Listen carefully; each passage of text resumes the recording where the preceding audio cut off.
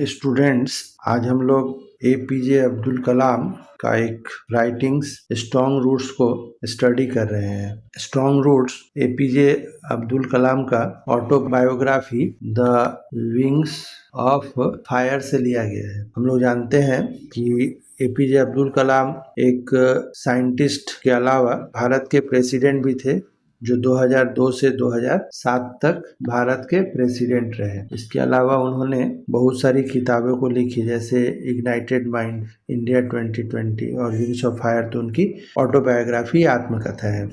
अब हम लोग यहाँ से स्टार्ट कर रहे हैं। I was born, APJ Abdul Kalam के लिए मेरा जन्म हुआ था मिडिल क्लास तमिल फैमिली में। चूंकि तमिलनाडु के रहने वाले थे, इसलिए तमिल फैमिली बोल रहे हैं। In the island town of Rameswaram, Rameswaram के एक आइसलैंड टाउन में एपीजे अब्दुल कलाम का जन्म हुआ था।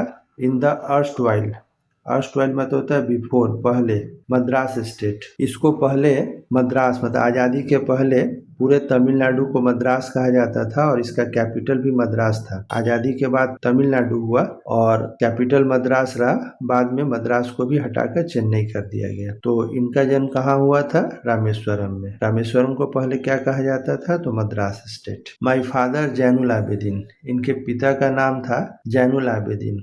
इनमें दो ठो कमियां थी। एक कमी था neither much formal education, formal education इनमें ज़्यादा नहीं थी। और दूसरी कमी थी नॉर मच वेल्थ, और इनके पास धन संपत्ति भी नहीं था। तो इनके फादर में दो ठो कमी नज़र आ रही है। एक तो एडुकेशन, फॉर्मल एडुकेशन में तो स्कूली पढ़ाई लिखाई ज़्यादा नहीं थी और धन संपत्ति ज़्यादा नहीं था।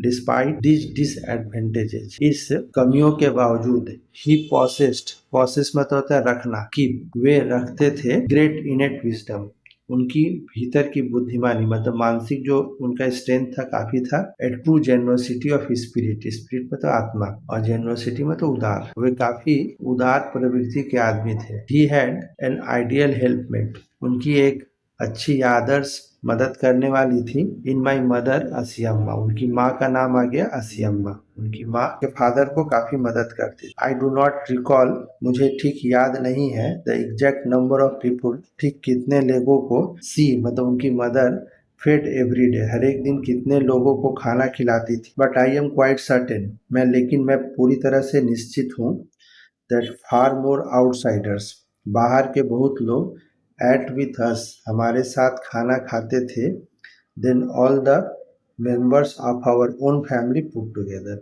अगर हमारे परिवार के पूरे लोगों को मिला दिया जाए तो उनकी संख्या जितनी होगी उससे ज़्यादा बाहर के लोग खाना खाते थे। My parents were widely regarded as an ideal couple, याद रखोगे, उनके पेरेंट्स को, कलाम के मम्मी पापा को बहुत सम्मान दिया जाता था एक अच्छा कपल के रूप में। माई मदर्स लिनेज, लिनेज में तो होता है वंशज, उनके माँ का जो वंशज था, वाज मोर डिस्टिंग्विश, ज्यादा खास था, स्पेशल था। वन ऑफ हर फोरबियर्स, फोरबियर्स मतलब पूर्वज, हैविंग बीन बिशोड, बिशोड मतलब प्रदान करना, उनको प्रदान किया था title of Bahadur by British, British के द्वारा बहादुर की उपाधि प्रदान किया गया था। क्या पढ़े? माँ का जो खानदान था ज्यादा स्पेशल था और माँ के खानदान में एक पूर्वज को ब्रिटिश गवर्नमेंट ने किसी को बहादुर की उपाधि दी थी। I was one of many children, Kalam के कई ब्रदर एंड सिस्टर थे, उसमें कलाम एक थे। शॉर्ट बॉय, कलाम बचपन में कैसे थे? दिखने में थोड़े शॉर्ट कदम और शॉर्ट थे,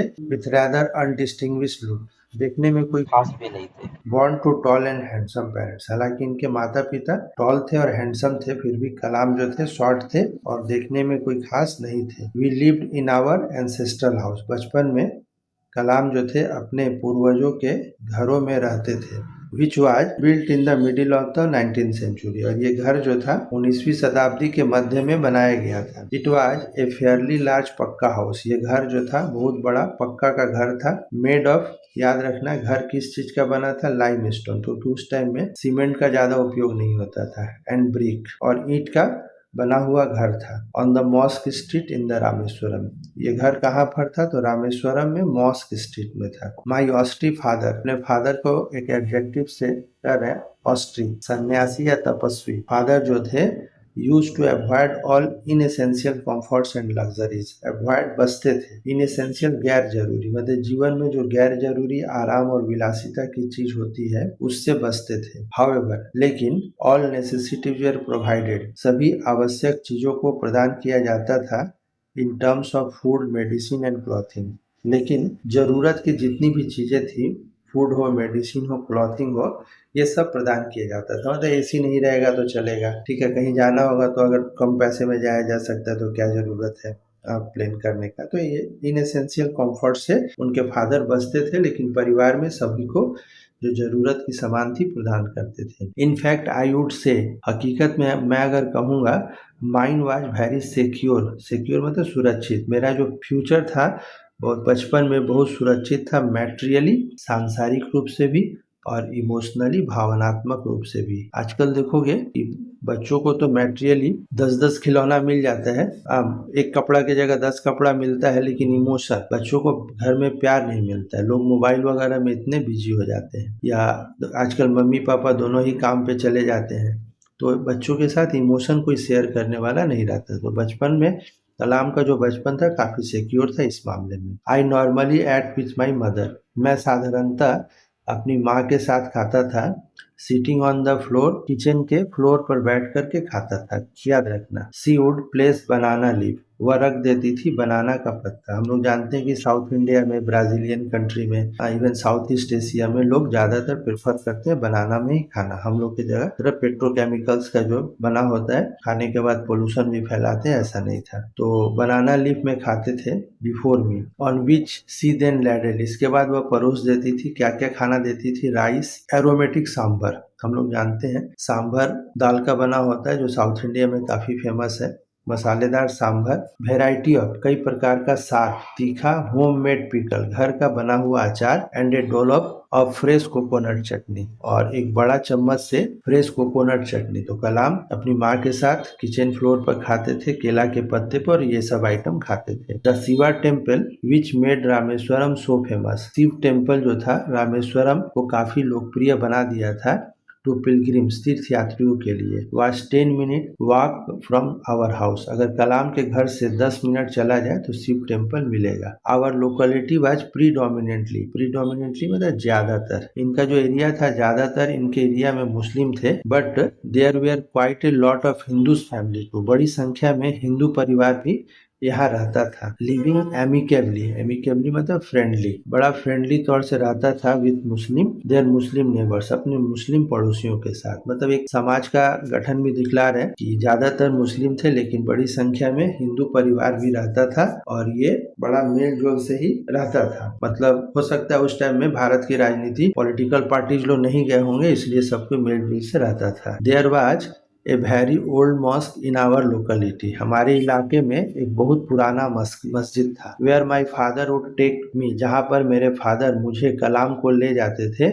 इवनिंग प्रेयर्स, शाम के प्रेयर्स, हम लोग जैसे जानते हैं मुस्लिम लोग 5 टाइम्स प्रेयर करते हैं, तो एक प्रेयर शाम का समय भी होता है। I had not the faintest, फेंट मत होता है बेहोश, ऐसे होगा, कुछ भी आइडिया नहीं है of the meaning of the Arabic prayers chanted. हम लोग जानते हैं कि जो मुस्लिम प्रार्थना करते हैं तो अरबी में करते हैं, तो जो प्रार्थना किया जाता था उसका मुझे कुछ भी आइडिया नहीं है, but I was totally convinced, लेकिन मुझे पूरा विश्वास था दैट दे रीच्ड गॉड, ये जो प्रार्थना पढ़ा जाता है ये कहाँ पहुँचता है? गॉड के पास पहुँच जाता है। When my father came out of the mosque, जब मेरे फादर मस्जिद से बाहर आते थे, आफ्टर द प्रेयर्स, प्रार्थना के बाद, पीपुल ऑफ डिफरेंट रिलीजियंस, अलग अलग धर्मों के लोग, वुड बी सिटिंग आउटसाइड, मस्जिद के बाहर बैठे होते थे, वेटिंग फॉर हिम, मेरे फादर का इंतजार करते थे। मेनी ऑफ देम, जो बैठे होते थे उनमें से बहुत लोग, offered bowls of water to my father,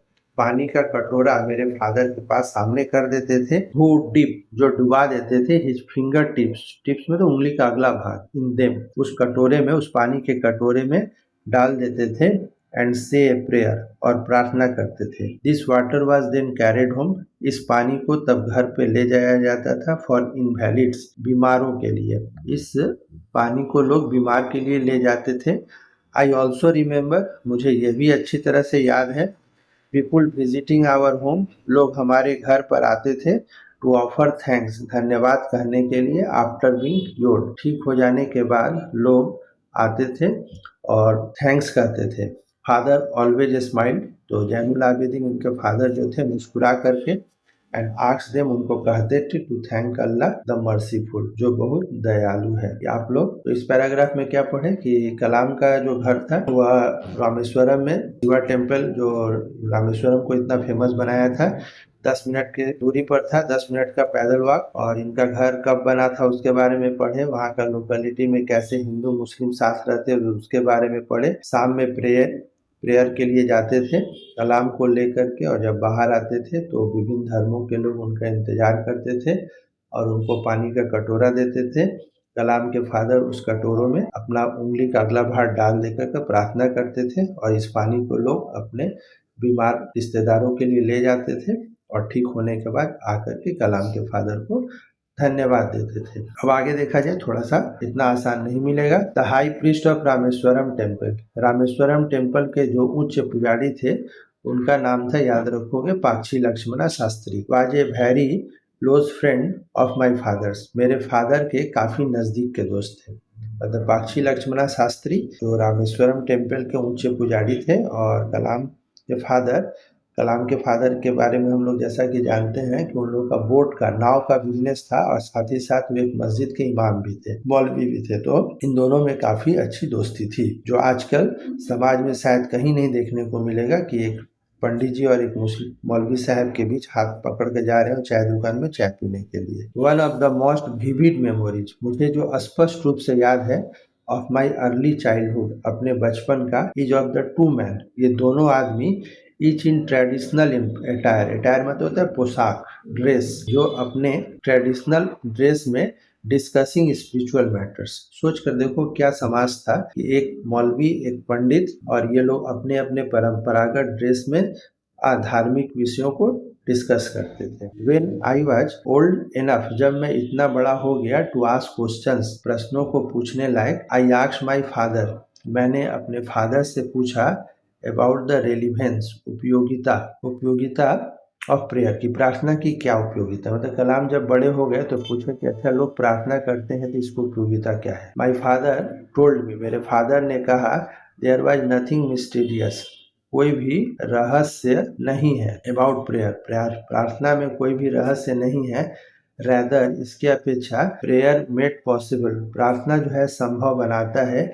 एक कॉम्युनियन, एक संपर्क संभव बनाता है, ऑफ स्पिरिट, आत्माओं का, बिटवीन पीपुल, लोगों के बीच आत्माओं का संपर्क बनाता है। When you pray, he said, उन्होंने कहा, जब तुम प्रार्थना करते हो, यू ट्रांसेंड योर बॉडी, तुम अपने बॉडी से, तुम अपने स्वार्थ से आगे निकल जाते हो, and become a part of Cosmos, universe, ब्रह्मांड, कायनात, तुम अपने स्वार्थ से बाहर निकल जाते हो, और जो यूनिवर्स है, knows no division of wealth, age, caste और क्रीड, और ये इसमें कोई भी विभेद नहीं करता। ये एक फिलोसफिकल बात है कि जब भी आदमी प्रार्थना करता है तो कलाम बोल रहे हैं, वह अपने व्यक्तिगत स्वार्थ से बाहर उठ जाता है, और जब वह बाहर निकल जाएगा और अपने आप को यूनिवर्स का हिस्सा समझेगा तो प्रार्थना के माध्यम से लोगों के बीच में धर्म के आधार पर, जात, विश्वास, मत के आधार पर भेदभाव नहीं करेगा। My father would convey complex concepts, मेरे फादर कहते थे जटिल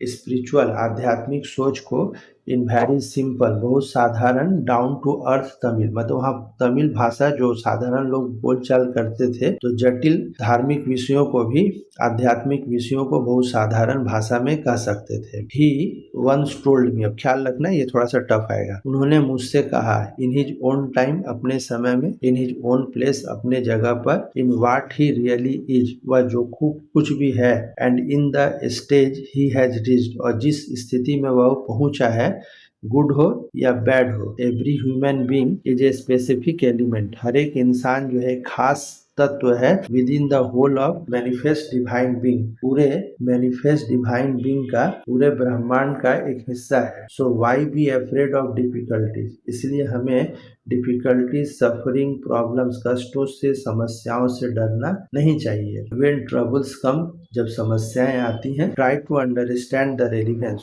उसकी उपयोगिता को समझो, ऑफ योर सफरिंग, अपने कष्टों के उपयोगिता को समझो, एडवर्सिटी जो है, खराब परिस्थिति, एडवर्सिटी खराब परिस्थिति, ऑलवेज प्रेजेंट्स अपॉर्चुनिटी, हमेशा मौका प्रदान करती है फॉर सेल्फ इंट्रोस्पेक्शन। इंट्रोस्पेक्शन मतलब खुद का जांच करना। कि एक भी फिलोसफिकल बात कि मनुष्य है तो समस्याएं तो आएगी, और अच्छे समय में जब मनुष्य अच्छी परिस्थिति में रहता है तो अपना स्ट्रेंथ, अपनी वीकनेस को नहीं जांच पाता है। लेकिन जब मनुष्य खराब परिस्थिति में जाता है तभी इन सब चीजों को मापता है। तो प्रार्थना को बोल रहे हैं कि कलाम के फादर की यूनिवर्स में कोई भी हो, हर एक कोई स्पेसिफिक एलिमेंट है, हर एक कोई इस पृथ्वी का पार्ट है, और इसलिए पृथ्वी पर समस्याएं तो आएंगी, लेकिन उन समस्याओं को अपॉर्चुनिटी समझना चाहिए, क्योंकि वह मनुष्य को जिस पर समस्याएं आती हैं उसको जांच करने का मौका देता है, और तब आदमी अपने सेल्फ शॉर्टकमिंग्स को, अपनी कमियों को दूर कर पाता है। Thank you. आज इसे ही तक, पार्ट 2 में फिर मिलेंगे।